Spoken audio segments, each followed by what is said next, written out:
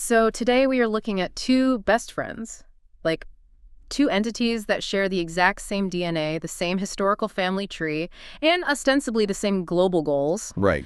But if you get them in a room together and give them truth serum, one secretly thinks the other is just this, superficial, uncultured hypocrite. Yeah, and the other one secretly thinks their friend is an arrogant, lazy snob. Exactly. It's like the ultimate family dysfunction, but played out on a massive geopolitical scale. It really is.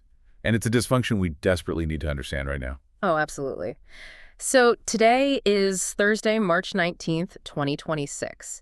And, to you, the listener, if you've been following our recent deep dives in this special topic lens series, we've been heavily focused on the Middle East. Yeah, the last few days have been intense. Super intense. Over the past 2 days, we have looked deeply at the exploding situation with Iran. We've analyzed Israel's defensive posture, and we've unpacked the sheer panic currently rippling through the global economy. Right, because we are looking at a full-blown crisis in the gas market. I mean, skyrocketing energy prices. The stakes are astronomically high. The anxiety in the markets, and honestly, in the diplomatic back channels, it's just palpable right now. Yeah.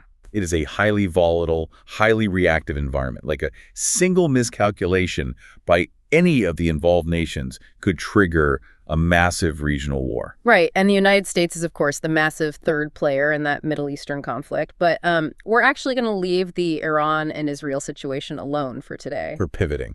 We are pivoting hard because to truly grasp how the U.S. handles crises like the one in the Middle East or, the war in Ukraine or even the rising tensions in the Pacific. You have to look at the foundation it stands on. Exactly. We are taking a massive step back to look at the tectonic plates shifting beneath the surface of the daily headlines. We are looking at the transatlantic relationship between the United States and Europe. Which is, arguably the most consequential alliance in modern human history. Totally.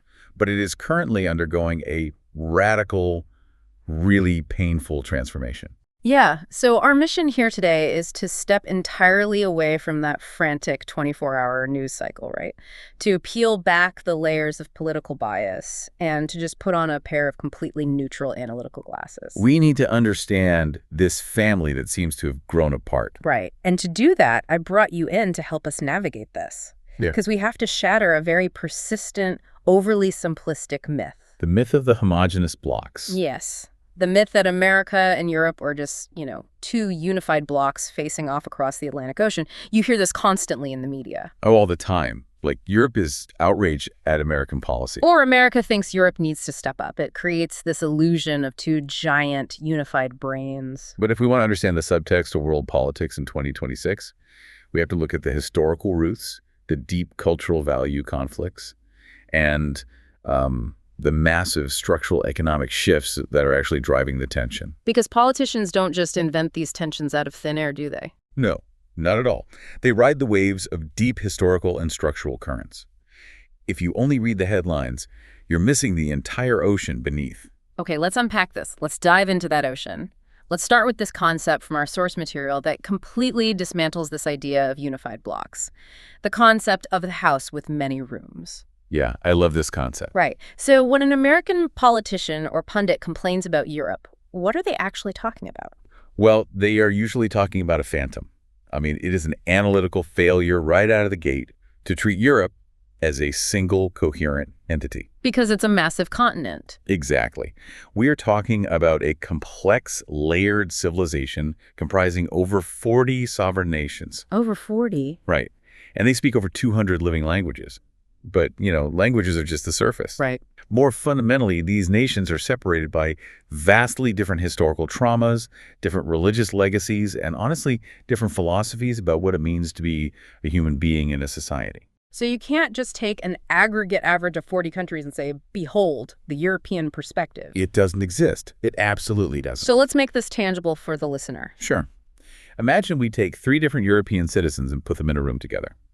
First, let's look at a person from Sweden. Okay, a Swede. Right. This individual's worldview has been shaped by centuries of something called Lutheran pietism. Okay, so for the listener who, might not be steeped in 17th century theology, what does Lutheran pietism actually look like in a modern Swedish person's daily life? Well, it translates into a culture that deeply values internal morality, austerity, and community duty over, say, flashy individualism. Right. So no showing off. Exactly. And in a secular sense, it manifests in the highly successful social democratic state-building project of the 20th century. Crucially, a Swede's behavior is governed by an unwritten, yet incredibly powerful social contract known throughout Scandinavia as janteloven, or the law of Jante. Right. Which essentially boils down to do not think you are special, do not stand out, and do not think you are better than the collective. Precisely. And that ethos creates a society of extreme egalitarianism and incredibly high trust in the state. Because they view the state differently. Yeah. To a Swede, the state is not an oppressive force. It is a benevolent extension of the community. It is the collective safety net. So they trust the government to handle their health care, their pensions, their kids' education. Exactly. I mean, in some Nordic countries, anyone can go online and look up exactly what their neighbor earns and pays in taxes. Wow. Yeah. That level of transparency is really only possible in a high-trust, homogeneous culture. Okay, so that is our Swedish person. High trust in the state, low emphasis on standing out. Now, let's bring the second person into the room. An Italian, maybe from Sicily or Campania. You have just crossed into a completely different universe. Completely different. The Italian citizen is shaped by a deeply rooted Catholic culture where the family, not the state, not the individual, is the absolute unbreakable core of loyalty and identity. Right. Furthermore, they harbor a deep, historically justified skepticism of the government. Why so justified? I mean, why do they inherently distrust the state? Because if you look at the history of the Italian peninsula, the state has historically been either an instrument of foreign occupation, whether Spanish, French, or Austrian, or it's been fractured, corrupt, or just incompetent. Right, because the unification of Italy only happened in the 1860s. Exactly. For centuries, you survived by relying on your blood relatives and your local community networks. So for the Italian, regional identity often completely trumps national identity. Oh, completely. You are a Neapolitan or a Venetian first, an Italian second, and a European maybe third. You rely on your family, and you navigate around the government. Wow, that is a massive rift right there. The Swedish trust in the state's benevolence versus the Italian reliance on the family and, deep suspicion of the state's incompetence. They are fundamentally incompatible worldviews. And we haven't even introduced the third person. Let's add a citizen from Serbia to the room. Right. Their worldview isn't shaped by Lutheran state building or Catholic family networks. It is forged by an Orthodox Christian identity. And a profound, inescapable historical consciousness. Exactly. The consciousness of having stood on the fault line between the East and the West, between the Austro-Hungarian Empire and the Ottoman Empire, for literally 1,000 years. They are the crossroads of colliding civilizations. And that geographical reality brings immense trauma. Add to that the very raw, very recent trauma of the Balkan Wars in the 1990s, the NATO bombing of Belgrade, and a fierce national narrative of resistance and sacrifice. So if you sit these three people down, the Swede, the Italian, and the Serb, and you ask them, what is the proper role of the government? Or what does NATO mean to you? Or what does the United States represent? You are going to get three radically different, entirely contradictory answers. Because they have completely different baselines. Yeah. The Swede might view the U.S. as an erratic, chaotic society lacking a proper social safety net. The Italian might view the U.S. through the lens of deep historical immigration and post-World War II cultural influence. And the Serb might view the U.S. with deep suspicion or outright hostility based on the 1990s. Yet, in American political discourse, these three distinct humans are routinely lumped together under the label Europeans as if they share a single hive mind. It's analytically useless. It really is. But I hear that, but I have to play devil's advocate here. Okay, go for it. Because while Europe is undeniably a collection of distinct sovereign nations with thousands of years of separate histories, America actually is one country. Technically, yes. It has one flag, one constitution, one federal government, one massive military. The borders are solid, so isn't it fair for Europeans to treat America as a homogeneous bloc? Well, it is a single federal nation state, yes. In terms of international law, it is one entity. But culturally, the reality on the ground, America is a continent masquerading as a single country. A continent masquerading as a country. I love that. It's true. The cultural, religious, and philosophical distances within the borders of the United States are just as staggering as those in Europe. Okay, let's do the same exercise then. Put three Americans in a room to prove this point. Let's do it. Imagine a farmer living in rural Iowa. Statistically, they're likely the descendant of 19th century Scandinavian or German immigrants. Right. They have been raised with a very strict, stoic, Midwestern work ethic. They are surrounded by vast, open agricultural spaces. And historically, this demographic harbors a deep-seated mistrust of the urban, cosmopolitan East Coast, right? Oh, yeah, and the federal bureaucracy in Washington. Mm-hmm.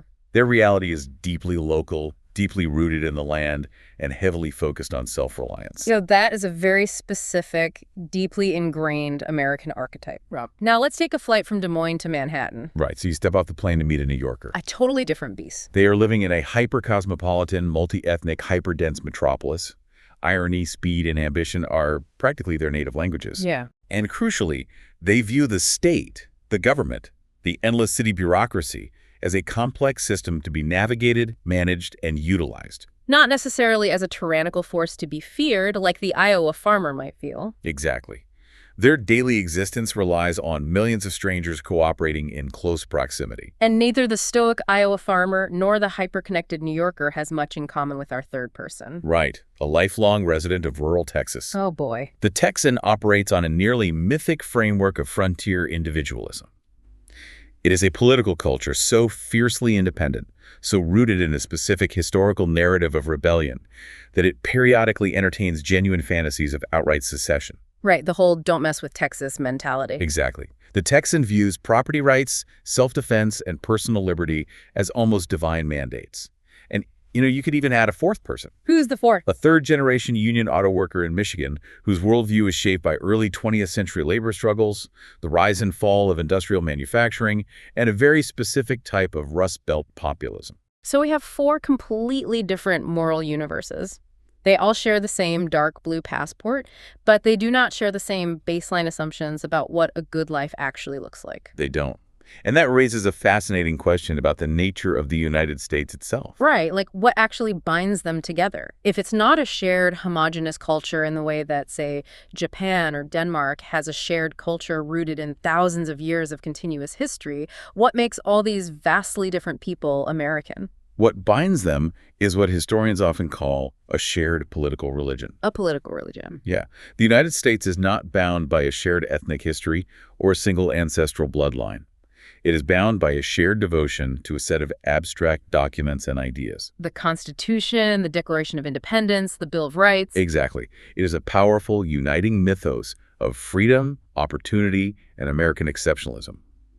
They are united by an idea of what the future should be, not necessarily by a shared cultural ancestry from the past. That distinction is so crucial.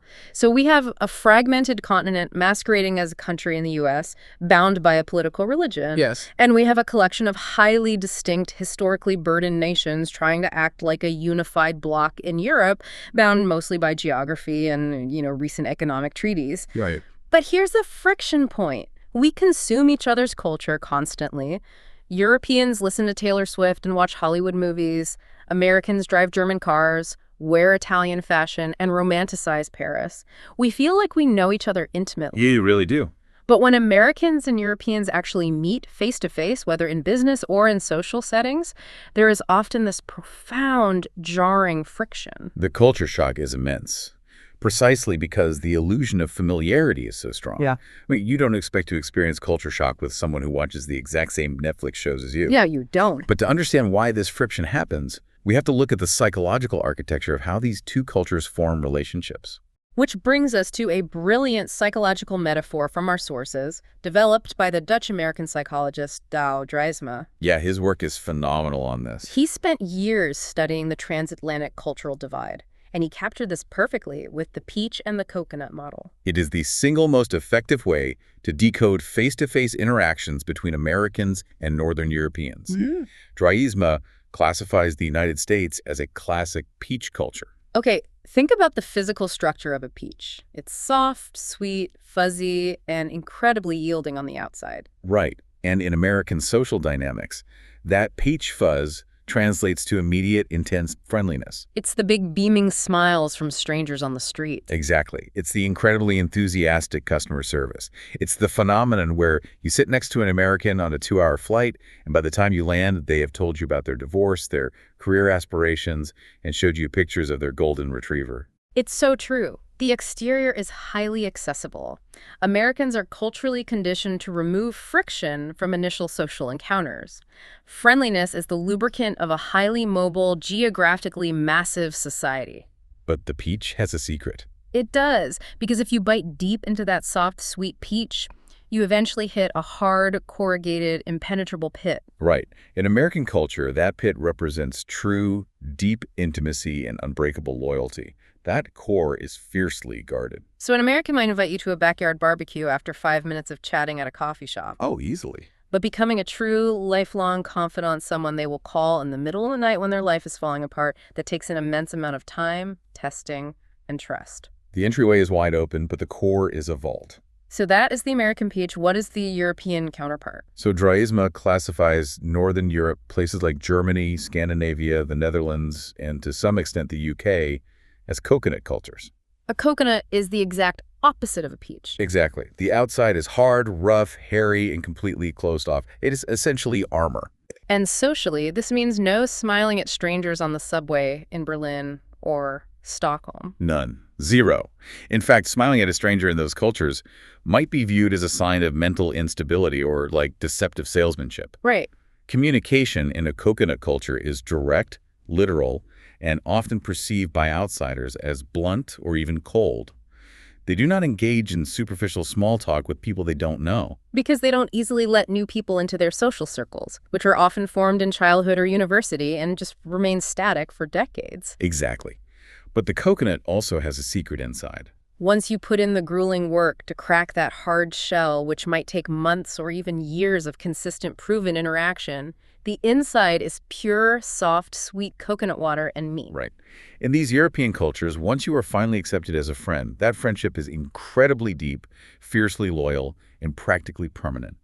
You have completely bypassed the defensive shell, and you are immediately granted access to the soft core. I love visualizing this as the architecture of a house. It's a great analogy. The American friendship model is like a massive, beautiful open house. Everyone you meet is instantly invited onto the front porch.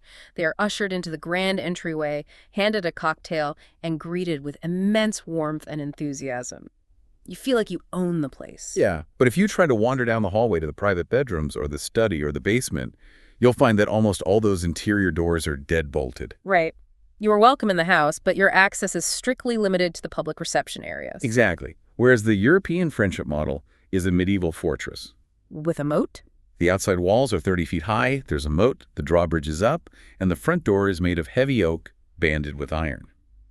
It looks incredibly intimidating. You might stand outside in the rain for a long time trying to get their attention. But if you finally earn their trust and that heavy door creaks open, there is no formal entryway.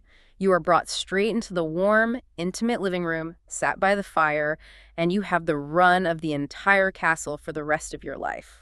That analogy perfectly captures the dynamic. And, I mean, you can imagine what happens when the peach meets the coconut. It's a crash. It is. This architectural difference creates constant, painful, mutual misunderstanding. We judge the other culture by our own architectural standards, which inevitably leads to moral judgments. Walk us through that collision. What happens when the German coconut meets the American peach? What's fascinating here is that the European experiences the American entryway. That immediate sweet peach fuzz, the big smile, the quick invitation to lunch, the use of first names, and they naturally judge it by the standards of a European living room. Right, because in Europe, you only act that warmly with someone who is already in your inner circle. So the European assumes, wow, we are already deep friends. But then reality hits. Right. A few weeks later, the European might reach out for a deeper favor or try to bypass the superficial talk to discuss something deeply personal, only to hit that hard American peach bed. The American politely deflects or maintains a cheerful distance. And the European feels completely betrayed. They think, you smiled at me, you told me your life story, you called me buddy, but when I tried to act like a real friend, you kept me at arm's length. You are fake. You are superficial. You are a hypocrite. Precisely. The European concludes that American friendliness is a manipulative lie. Now, reverse the scenario. The American approaches the European fortress. Right. They deploy their standard peach fuzz, a big smile, an enthusiastic greeting, an attempt at personal small talk, and they hit that hard coconut shell of unsmiling, direct, strictly professional communication. The American thinks, I am being perfectly nice, and this person is staring at me like I'm an alien. The American's internal logic says, I am offering baseline respect, and they are refusing it. Therefore, these people are arrogant, cold, unfriendly, and rude. This is the crux of the whole interpersonal dynamic. Neither of these approaches is inherently more authentic or real than the other. No, not at all. They are simply different cultural codes for managing social trust. An American smiling at a stranger isn't being fake. They are performing their culture's version of baseline social lubrication. Exactly. And a German not smiling isn't being rude. They are reserving emotional expression for genuine intimacy. To call the other fake or arrogant is to mistake the unknown for the inauthentic. It is a failure to translate the emotional architecture. Exactly. This psychological divide on a personal level is fascinating. But here is where we zoom out, because this difference in personal emotional architecture perfectly mirrors their differences in political and societal architecture. It scales up perfectly. It does. The big question is, how did two regions that essentially share the exact same intellectual and philosophical DNA end up with such radically different blueprints for how a society should function? To answer that, we have to go back to the drafting table. We have to look at the Enlightenment blueprint, because the fundamental, undeniable truth that often gets lost in these debates is this: Europe created America. Let's really dig into that. We established earlier that America is bound by an idea, a political religion, rather than an ethnicity. Where did that idea come from? Well, the United States is arguably the only major nation on Earth built entirely on an abstract philosophical concept, and that concept is 100% European. Right. The intellectual architecture of the U.S. Constitution, the very idea of what America is supposed to be, was drafted by thinkers sitting in London, Paris, and Edinburgh. The Founding Fathers were essentially incredibly well-read British subjects executing a European philosophical project. Let's give the listener the specific architectural credits. Who designed the American blueprint? You really have to start with the 17th century British philosopher John Locke. He is the grandfather of the American ideal.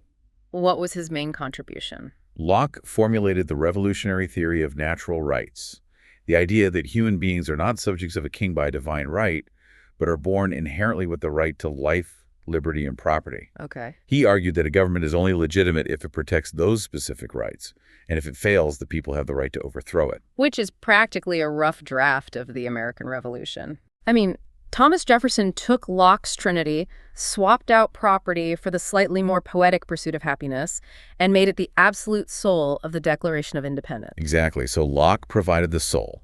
Oh. But for the actual mechanics of the government, they turned to the French philosopher, Montesquieu. The separation of powers. Yes. Montesquieu looked at the tyranny of absolute monarchs and deduced that power must be divided to prevent corruption. His concept of dividing the state into the executive, legislative, and judicial branches, specifically designed to constantly check and balance each other, was implemented far more literally and strictly in the U.S. Constitution than it ever was in almost any European nation. Wow. America literally took a French theory and built a government out of it. And then we have the economic and pragmatic engine of America, which comes from the profoundly underrated Scottish Enlightenment. Oh, the Scottish influence is massive. Adam Smith published The Wealth of Nations in 1776, the exact same year the Declaration of Independence was signed. That timing is incredible. It is. His revolutionary theories of the free market, the invisible hand, and the pursuit of rational self-interest became the intellectual spine of American capitalism. Right. And alongside Smith, you have David Hume. Hume's philosophy of empiricism, the idea that all knowledge comes from practical, sensory experience rather than innate, abstract ideas, deeply permeated the American psyche. So the American can-do, pragmatic, let's just see what works in the real world attitude is a direct descendant of Scottish empiricism. Exactly. Okay, I need to pause us here, because if we are truly putting on our neutral, analytical glasses, we cannot present a sanitized, mythological version of history. No, we definitely can't. While America was built on these lofty European ideals of liberty, separation of powers, and free markets, it was simultaneously built on the absolute darkest, most brutal European exports. The systemic institution of chattel slavery and the ruthless erasure and displacement of indigenous populations. Yes. Those horrific realities, those systems of economic exploitation and racial subjugation are just as foundational to the American blueprint as John Locke's treatises. That is an essential, undeniable point. Both the transcendent ideals of human freedom and the mechanical systems of racial subjugation were European constructs implemented and scaled in the New World. Right. The paradox of the Enlightenment was that it birthed the concept of universal human rights while simultaneously inventing scientific racism to justify empire. America inherited both. So we have this shared DNA. The good, the bad, and the ugly are all intertwined. But here is the massive pushback, the glaring contradiction. If America is fundamentally just a massive export of European ideas, why are the two societies so incredibly different today? It's a great question. If you take the same blueprint, why do the resulting houses look so radically different? Because of the environment where the house was built and the specific motivations of the people who crossed the ocean. You have to remember the frontier dynamic and the brutal reality of why millions of people left Europe in the 17th, 18th, and 19th centuries. They weren't just going on an adventure. Most of them were fleeing. They were escaping. They were escaping rigid, unbreakable class systems where your birth dictated your entire life. They were escaping absolute monarchies that drafted their sons into endless wars. Right. They were escaping crushing systemic poverty and famine. And crucially, they were escaping state-dominated churches that brutally persecuted religious minorities. So the people who built America were the people who, for various reasons, fundamentally rejected or were rejected by the European status quo. Yes. Therefore, the United States was actively, consciously, and deliberately designed to be the exact opposite of the old Europe. It was a reactionary project. Totally. In Europe, the land was owned by a tiny aristocracy. In America, the frontier ideal was that any man could push west and claim land. In Europe, the church and the state were deeply, oppressively entwined. In America, the founders explicitly mandated a strict separation of church and state. Right. Europe was suffocated by entrenched social classes, but America fostered a powerful, if sometimes mythical, narrative of classless meritocracy. So America isn't just a copy of Europe. America was designed as an anti-Europe. It is the ultimate anti-European project, but built entirely with European philosophical tools. And this leads to an amazing realization, an absolute aha moment for understanding modern geopolitics. What's that? Because of this reactionary dynamic, the United States has essentially frozen 18th century European ideals in amber. Frozen in amber, what does that actually mean for a society? Think about the core, bedrock American values that cause so much confusion internationally today.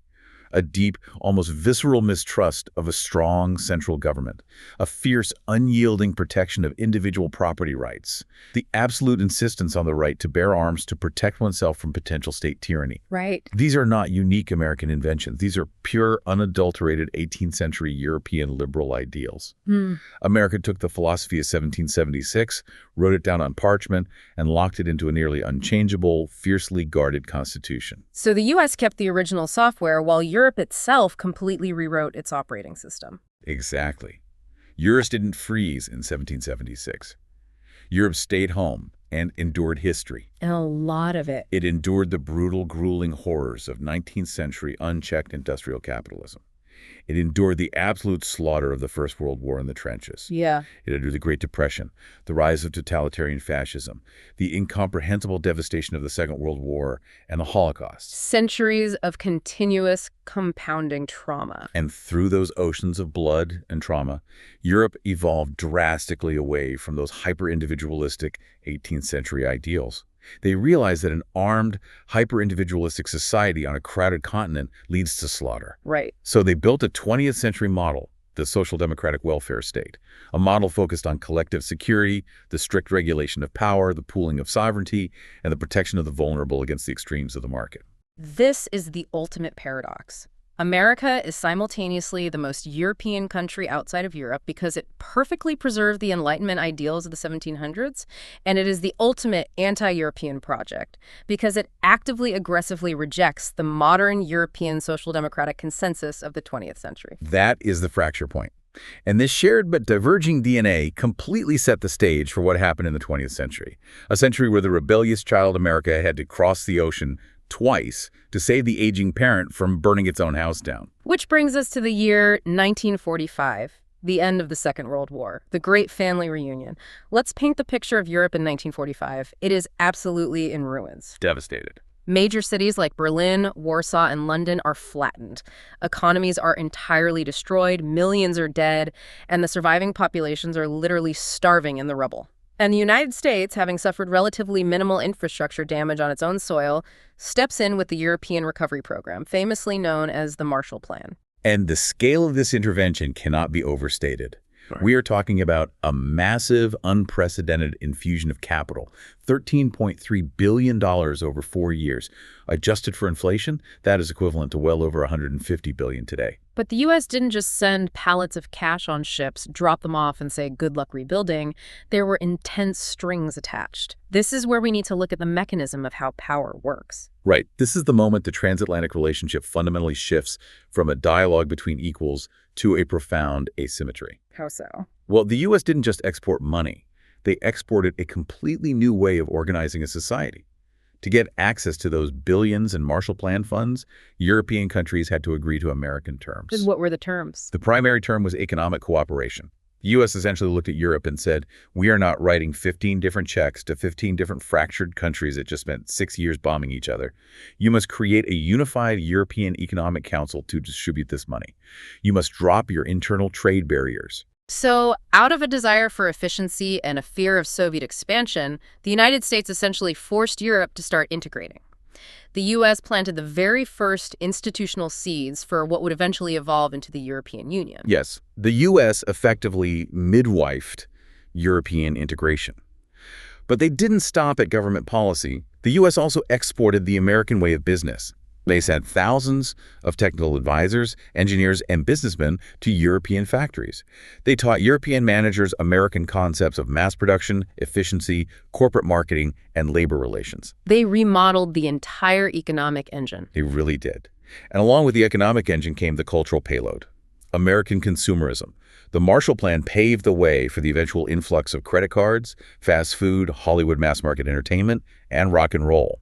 The U.S. completely remodeled the interior of the European house to look a bit more like an American suburb. Here's where it gets really interesting, because there is a massive paradox hidden in this post-war reconstruction, and it's something we rarely talk about. If you ask an average American today to describe Europe, they picture a very peaceful, diplomatic, almost pacifist society. Oh, yeah. They picture diplomats in Brussels, long vacations, and a refusal to go to war. But if you look at the preceding 2,000 years of history, Europe was a blood-soaked, relentless war machine. It was the most militarized, violent, competitively aggressive region on Earth. Right. So how did the ultimate war machine transform into a peaceful Venusian civilian power in just a few decades? Did they just suddenly achieve a higher level of moral enlightenment after 1945? This is perhaps the most profound structural insight into the transatlantic relationship, and it explains so much of the resentment today. Europe did not simply become enlightened. Europe became a peaceful civilian power solely because the United States agreed to remain a hard power. Explain the mechanics of that. How does American hard power create European pacifism? Well, after World War II, the existential threat of the Soviet Union and the Red Army loomed massively over a devastated Western Europe. Right, the Cold War starts immediately. Exactly. European nations could not possibly afford to rebuild their cities, feed their people, and simultaneously maintain armies large enough to deter Stalin. So, the U.S. stepped in and created NATO. They extended the American nuclear umbrella over Europe. Okay. By stationing hundreds of thousands of American troops in Germany and across the continent, the U.S. effectively told Europe, we will handle the existential security threat.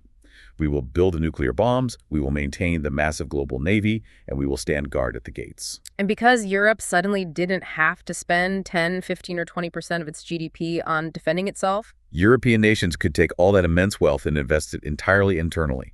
They could afford to build massive, luxurious welfare states. They could afford universal healthcare systems, generous state pensions, subsidized higher education, and 6 weeks of paid vacation. The harsh economic reality is that modern European pacifism and the European social democratic paradise were, for 70 years, actively subsidized by the American taxpayer and American military might. that is wild to think about. So Europe could afford to cultivate a beautiful, peaceful garden because America was standing outside the garden wall with a machine gun. Exactly. And because this dynamic held steady for over 70 years, A deep psychological shift occurred.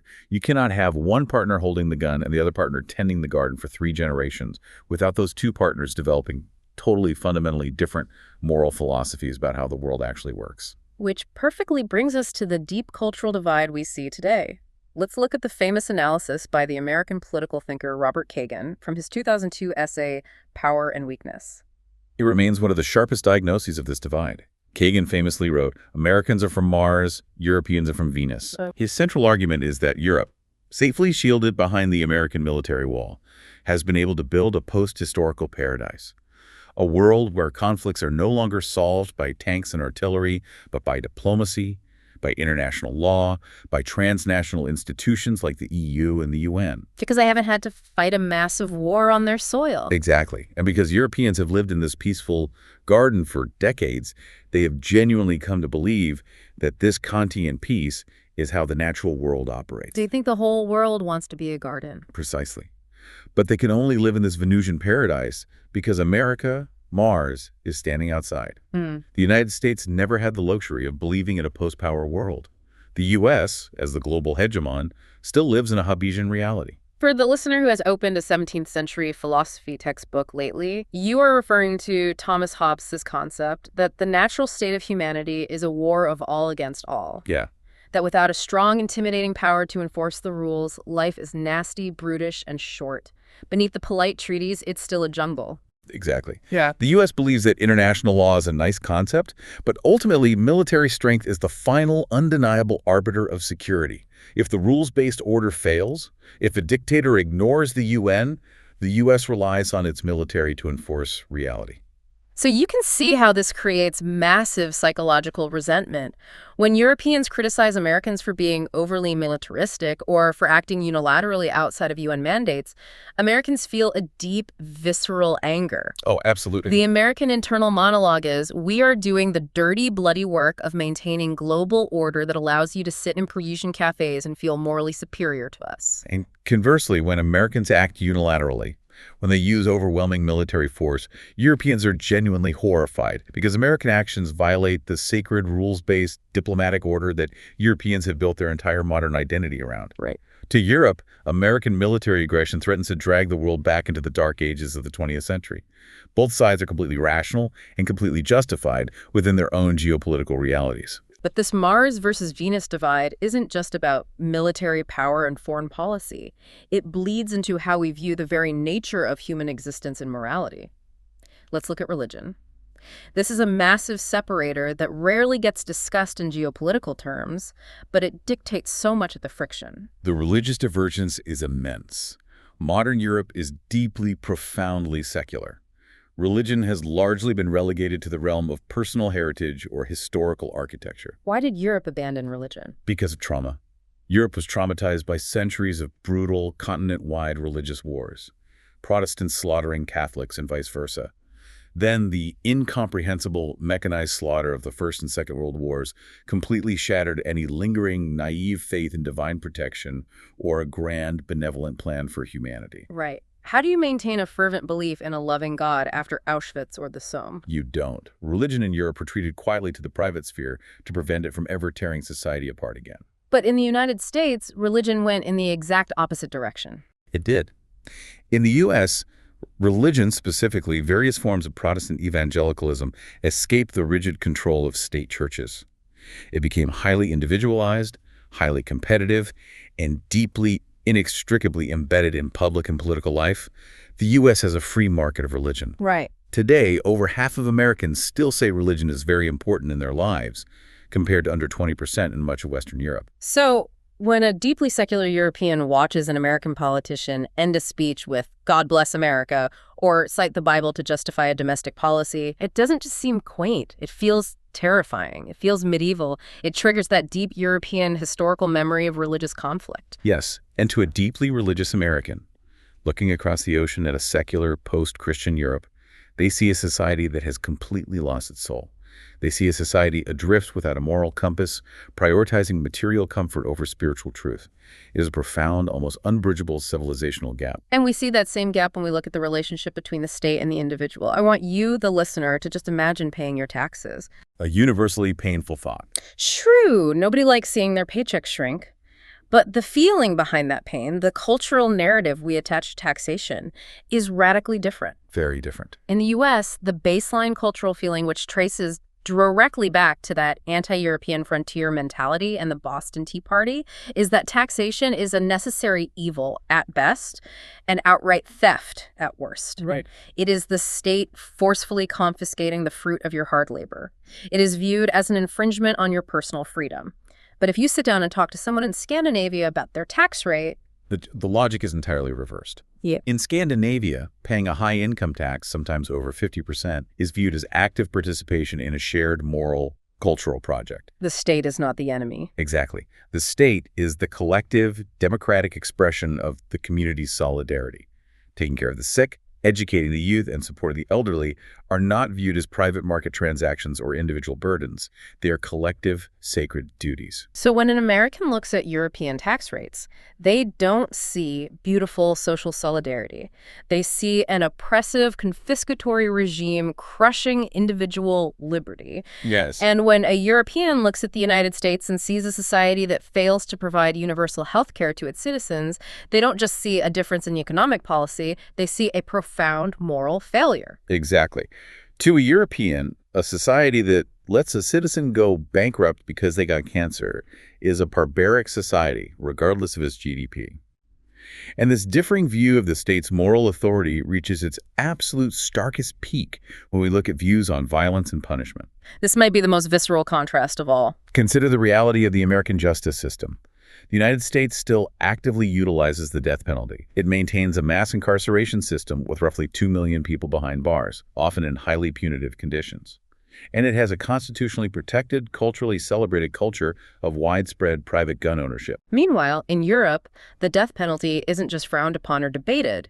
Abolishing the death penalty is an absolute, non-negotiable legal requirement for joining the European Union. Because to the modern European mind, shaped by the traumas of fascism and totalitarianism, the state's legitimacy comes entirely from monopolizing violence in order to keep citizens safe and prioritizing rehabilitation over retribution. Right.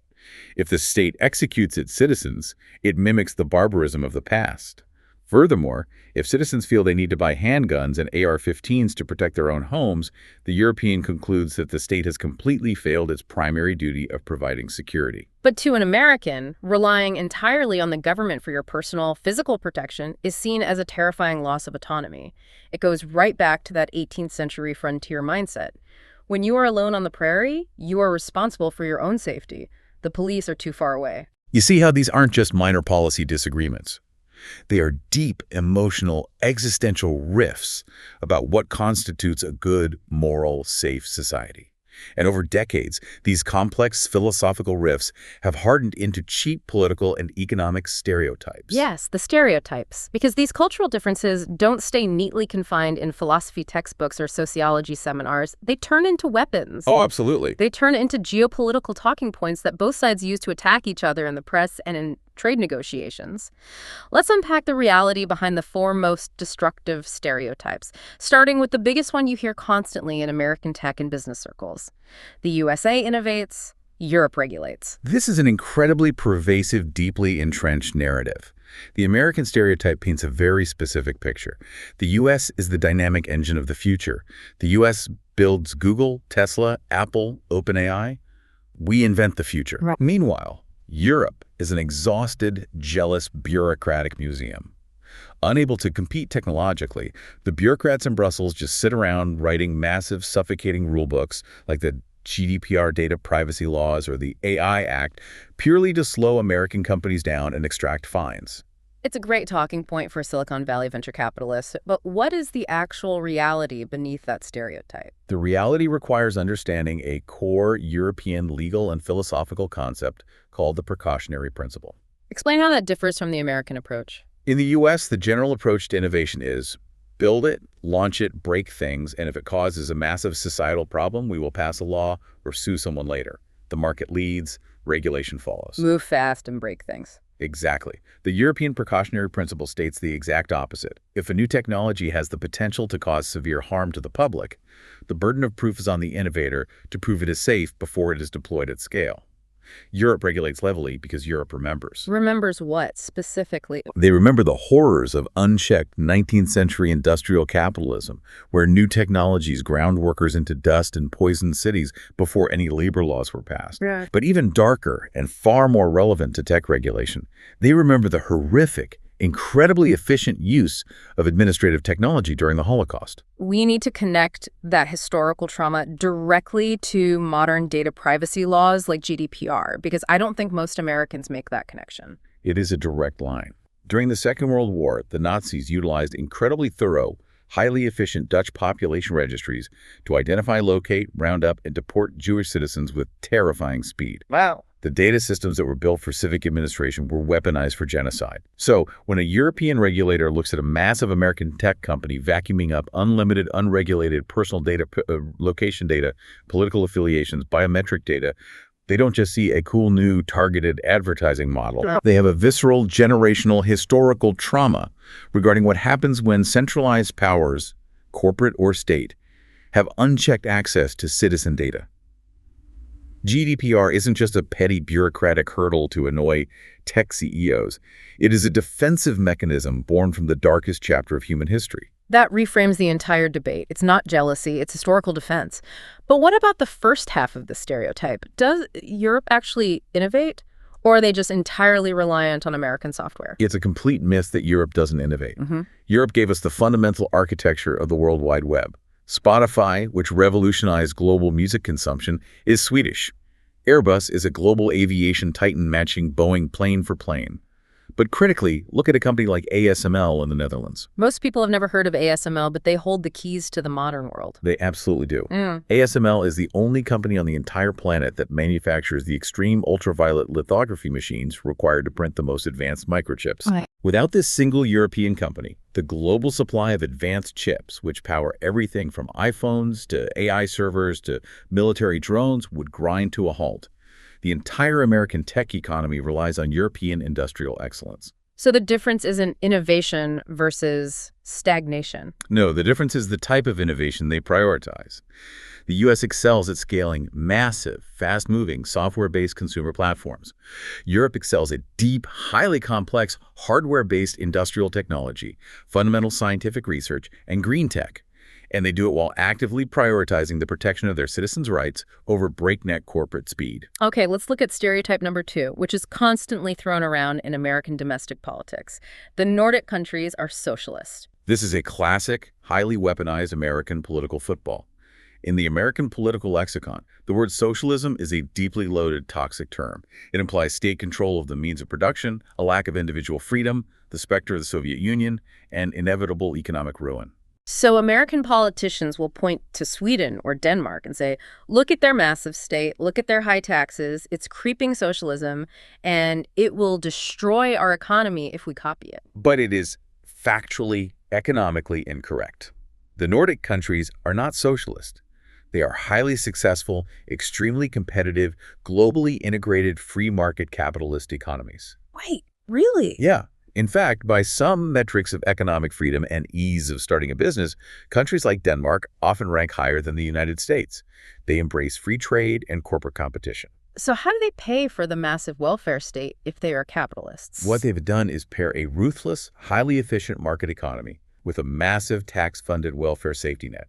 It's a social democracy, not state socialism. Okay. The government does not own the factories, the tech companies, or the shipping lines. It simply taxes the immense wealth generated by that free market at a high rate to ensure that nobody in the society falls through the cracks. It's capitalism with a conscience, not socialism. Which perfectly transitions into stereotype number 3. Europeans are lazy. The stereotype of the 6-week vacation. In America, hours worked is deeply tied to moral worth. We talked about that Protestant work ethic. It dictates that constant hustle, being the first one in the office, answering emails on weekends, and never truly unplugging that is the mark of ambition. It proves you're a valuable, good person. So when an American executive sees a French workforce taking the entire month of August off, or a German manager refusing to answer an email after 5:00 p.m. on a Friday, the American interprets it as laziness, a lack of drive, or economic surrender. Exactly. But Europeans view the very purpose of work entirely differently. For them, the fundamental purpose of technological advancement and economic progress is precisely to free human beings from endless toil. Right. Generous leisure time, strong labor protections, a year of paid maternity leave, and a strict work-life balance aren't signs of laziness. To the European mind, they are the ultimate signs of a mature, successful, civilized society. Why build a wealthy, technologically advanced society if you just use it to work yourself into an early grave? It's the difference between working to live and living to work. Perfectly summarized. And finally, stereotype number 4, which brings us right back to geopolitics. Europe is militarily weak and free-riding on American protection. Now, unlike the previous three, which are mostly based on misunderstandings of culture or economics, this one has a very solid, undeniable core of historical truth. It does. For decades, multiple U.S. administrations, from Bush to Obama to Trump to Biden, have had highly valid bipartisan complaints about NATO burden sharing. The agreement was that every NATO member should spend at least 2% of their GDP on defense. Right.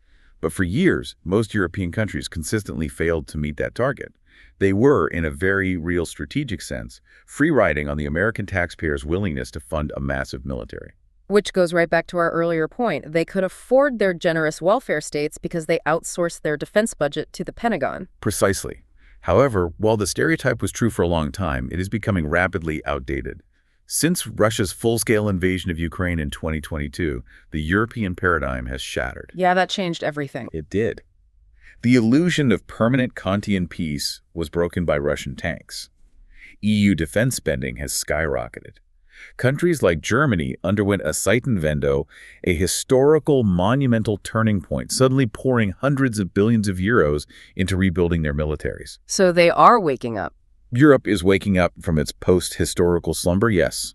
But the American stereotype of the weak, passive, useless European ally lingers on. And we have to be fair here, because the resentment flows both ways. Europeans hold massive destructive stereotypes about Americans as well. Yeah. They often view Americans as unprincipled, gun-toting, hyper-capitalist imperialists who care only about money and military dominance. Exactly. They look at American political polarization, the lack of a social safety net, and the tragedy of mass shootings, and they don't see the leader of the free world. They see a chaotic, violent society in deep moral decay. And the ultimate danger in all of these stereotypes on both sides of the Atlantic is that they take a difference in historical style and twist it into a judgment of moral character. Yeah. When you start believing that your closest ally isn't just different, but is actively morally bankrupt, the foundation of the alliance begins to crack. Which is exactly what we are witnessing right now in 2026. These cultural resentments didn't just flare up out of nowhere. They're being driven by massive, undeniable structural earthquakes beneath our feet. These aren't just philosophical debates anymore. They are measurable shifts in global power. Yes. To understand the political anger you see on the news, you have to look at the underlying economic reality. And the reality of the last 2 decades is a stark story of economic divergence. Let's track that divergence, because there was a time when the U.S. and European economies were essentially neck and neck. Up until the great financial crisis of 2008, the U.S. and European economies were roughly the same size and were growing at roughly similar rates. Right. But the fallout from 2008 triggered a massive split. The U.S. economy took its medicine, restructured, recovered, and then accelerated immensely. It has pulled away dramatically in terms of GDP growth, absolute dominance in the tech sector, and the sheer depth and agility of its capital markets. Meanwhile, the European economy, bogged down by the Eurozone debt crisis and demographic challenges, has, in a relative sense, stagnated. Wait, but didn't both the U.S. and Europe get hit by the same 2008 crisis? Why did the U.S. pull away so aggressively while Europe flatlined? Was it purely how they handled the bank bailouts? It was a combination of things. The U.S. handled the bank recapitalization much faster and more aggressively. But more importantly, the U.S. had a unified fiscal policy, one central government that could borrow and spend massively to stimulate the economy. Europe had a unified currency, the euro, but fragmented fiscal policies across different countries, leading to a decade of crippling austerity measures in places like Greece, Spain, and Italy. Plus, the 2010s were the decade where the digital tech economy, cloud computing, smartphones, early AI exploded, and American companies completely monopolized that growth. So what does that widening wealth gap mean for the psychology of the relationship? It creates a massive imbalance. The U.S. feels economically triumphant, highly confident, aggressive, and perfectly willing to throw its weight around. You see this with massive American industrial policies like the Inflation Reduction Act, which heavily subsidizes American green tech and practically forces companies to move operations to the U.S. Exactly. Europe, conversely, feels economically defensive, deeply anxious about being permanently left behind, and increasingly focused on erecting regulatory walls to protect its remaining legacy industries from both Chinese state capitalism and American tech dominance. Economic anxiety almost always breeds political friction. Which brings us to the elephant in the room when discussing the transatlantic rift, the populist wave, specifically Donald Trump and the Magie movement in the U.S., and similar right-wing populist movements across Europe. Now, analytically, the most important thing to understand about Donald Trump's America First rhetoric is that it did not create the transatlantic rift. He's a symptom of these deep structural earthquakes, not the original cause. That's a crucial distinction. How is he a symptom? Because the rhetoric was certainly a shock to the system. The rhetoric was shocking, but the underlying grievances were not new. The frustrations he forcefully voiced, the anger over unequal trade practices, the irritation that wealthy European nations weren't paying their fair share for NATO defense, the desire for the U.S. to pivot its strategic attention away from European legacy conflicts and toward the rising threat of China in Asia. All of those existed before. All of those exact same frustrations existed vividly under the Obama administration, under George W. Bush, and under Bill Clinton. U.S. diplomats had been politely complaining about these issues behind closed doors for 20 years. Exactly. Yeah. Trump simply stopped being polite. He stripped away the diplomatic varnish, threw out the rule book of alliance etiquette, and weaponized those existing frustrations into a potent domestic populist movement. Right. And crucially, we have to understand that this populist movement is largely a domestic cultural reaction. It is a rebellion against the cosmopolitan, liberal, globalized establishment that has run Western foreign policy since the Cold War. And how does Europe fit into that domestic American rebellion? To many in that populist movement, Europe, with its transnational, borderless EU, its strict climate regulations, its international courts, and its multilateral diplomacy, is viewed as the ultimate glaring symbol of that exact globalist elite establishment they are rebelling against. So attacking European leaders or threatening to leave NATO isn't just about foreign policy math. It's a highly effective way of attacking domestic political opponents. It's a proxy war for America's own culture war. Precisely. But there is a force, even larger than economics and even larger than populist politics, that is slowly pulling these two continents apart. The truly tectonic shift. Let's talk about it. We have to talk about demographics. Okay. This is the structural earthquake that dictates the future, yet it rarely gets the headline space it deserves. How are demographics actively splitting the transatlantic family? The United States is currently undergoing a profound historical demographic transformation. It is becoming less white, and crucially for this alliance, it is becoming vastly less European in its ancestry. Its population growth and its rising political classes are drawing increasingly from Latin America, from Asia, and from Africa. While Europe itself is facing a massive demographic crisis of rapid aging and shrinking native populations. Right. Think about the entire 20th century. The American political, economic, and diplomatic elite, the people making the decisions, were almost entirely dominated by individuals with direct, often very recent familial ties to Europe. Europe was literally the old country. Yeah, the grandparents of the policymakers came from Germany, Ireland, Italy, or Poland. So there was an inherent, deeply emotional, tribal connection to the fate of the European continent. Yes. But as the 21st century progresses, that generation is fading away. The generation that personally remembers the existential stakes of the Cold War, that remembers the fall of the Berlin Wall or the triumph of the Marshall Plan, is retiring from public life. And the rising generations of Americans, the new voters, the new mayors, the new senators, don't necessarily have that visceral emotional connection to the beaches of Normandy or the defense of West Berlin. Because their grandparents didn't cross the Atlantic Ocean. Their grandparents crossed the Rio Grande, or they crossed the Pacific Ocean from Vietnam or Korea. Exactly. A young, diverse, highly dynamic America looking out at the world in 2026 naturally looks south to Latin America for trade and culture. And it increasingly looks west to the Pacific and Asia.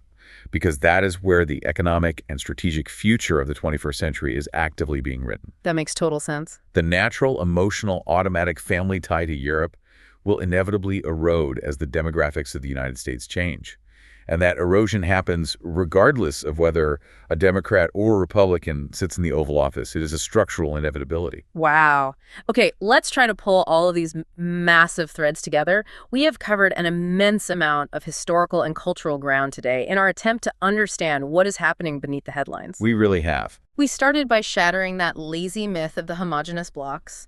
We realized that a trusting Swedish social democrat, a family-centric Italian, a hyper-connected New Yorker, and an independent Texan are separated by vast, almost incomprehensible cultural distances, bound together only by political frameworks and institutions. And we saw how those different cultures interact differently on a personal level. The American peach, offering immediate friendliness but guarding its core, colliding with the European coconut, offering a hard exterior but promising deep loyalty. Right. A dynamic that leads to endless, exhausting mutual misunderstandings of fake Americans and cold Europeans. We traced their shared Enlightenment DNA. We saw how America was built entirely on European philosophical ideals, but was specifically designed as an anti-European rebellion, freezing 18th century individual freedom and mistrust of the state in amber, while Europe endured the traumas of the 20th century and evolved into a highly regulated, modern welfare state. We analyzed the great post-World War II asymmetry. We explored how America's willingness to project hard military power to be Mars essentially subsidized Europe's ability to put down its weapons, build generous social safety nets, and become a peaceful civilian paradise. Venus. And we saw how that decades-long imbalance led to radically different, deeply entrenched views on religion, the moral role of the state, taxation, and the use of violence, Right. which in turn breeds those toxic, weaponized stereotypes we hear every day, the lazy, bureaucratic European versus the chaotic, uncultured, imperialist American. And finally, we looked at the massive structural earthquakes tearing at the seams of the alliance today. Europe's relative economic stagnation compared to American tech-driven growth, the populist symptom of stripping away the polite diplomatic varnish, and the undeniable, unstoppable demographic shift moving America's gaze permanently away from the Atlantic and toward the Pacific. So what is the core takeaway for you, the listener, from synthesizing all these different sources and historical currents? It is this. The transatlantic relationship isn't necessarily breaking up in a fiery, dramatic divorce. But the comfortable era of the United States and Europe simply taking each other for granted is definitively, permanently over. It really is. The old post-war hierarchy, the automatic diplomatic trust, and those deep ancestral cultural ties are currently undergoing a very painful, very public, and highly necessary renegotiation. It is exactly like a family renegotiating the fundamental terms of its association now that the children have grown up, become wealthy and powerful, and the parents have aged and changed their priorities. And that structural reality leaves us with a profound, lingering question to mull over. Let's hear the final thought. What is the unresolved question at the heart of all this? For 70 years, we have confidently, almost casually used the phrase, the West, to describe this united, impenetrable front of North America and Western Europe. It was a singular geopolitical entity in our minds. Right. But as the United States' demographic makeup shifts definitively away from its European roots, and as its strategic, economic, and military eyes turn intensely toward the rising powers of the Pacific and Asia, what actually happens to the very concept of the West? Does it just become a chapter title in a 20th century history book? That is the ultimate question for the next decade. Can an alliance built primarily on shared 18th century Enlightenment ideas survive the fading of shared ancestry and the massive shifting of global economic power? Or does the West eventually fracture into distinct competing spheres? That is something to truly sit with and observe as the news unfolds. Because in the end, navigating geopolitics isn't simple. It's not a clear diagnosis you can just point to on a chart. It is navigating through incredibly murky waters, understanding that every headline about tariffs or NATO spending or a diplomatic snub is just a tiny ripple on the surface of these massive, slow-moving historical and cultural currents. Thank you so much for joining us on this deep dive. Keep questioning the narratives, keep looking beneath the headlines, and we will see you next time as we continue to unpack the world.